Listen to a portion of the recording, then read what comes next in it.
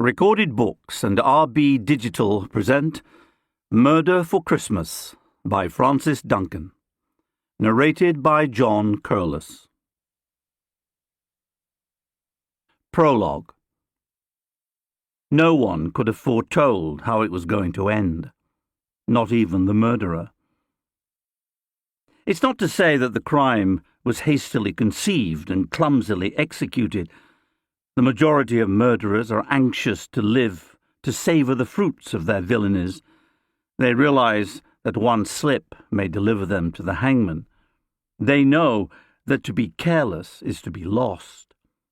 And in this case, the murderer possessed both desire to profit and the knowledge of how perilously thin the dividing line is between safety and disaster.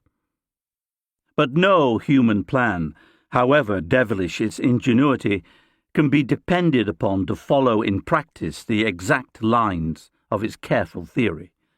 Somewhere along the route, incalculable and unforeseeable, will lie the unexpected, the unknown factor.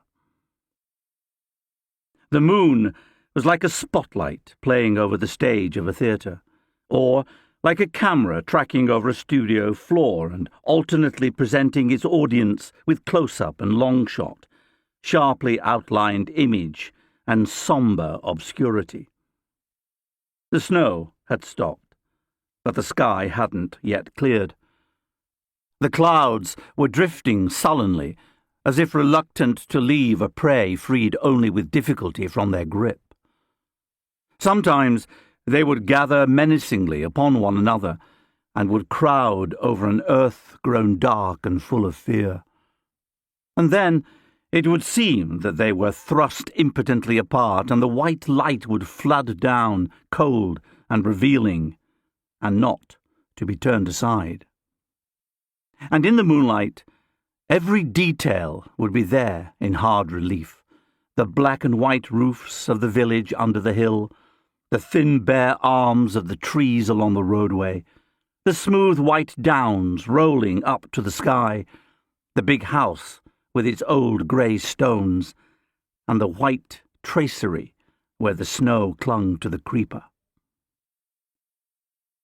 From the village came the sound of a bell. When the darkness was triumphant, it was a strange and mournful echo that couldn't be located, and that held a note of menace.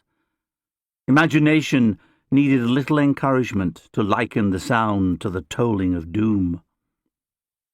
But when the scene lay exposed under the moon, the fear and the mystery were driven back. The bell was no longer sinister. It was a glad sound of music that carried triumphantly across the snow, ringing out from the square tower of the ancient church. The landscape was a Christmas card in 3 dimensions. There would have been no incongruity if a sleigh drawn by reindeer had come sweeping over the brow of the downs. It didn't, in fact, seem fantastic that the red-robed figure of Father Christmas was outlined in the moonlight, moving quickly along the terrace of the big house. It was, after all, Christmas Eve, when such things, particularly in such a setting, were to be expected. Although it was late, the occupants of the house weren't all in their beds. High up in one wing, a light still burned. At intervals, a figure crossed the illuminated frame that was the window. There were other signs of activity that were not quite so apparent. But if one watched carefully, it was sometimes possible, especially when the moon was obscured, to see a faint glow behind the windows of the ground floor.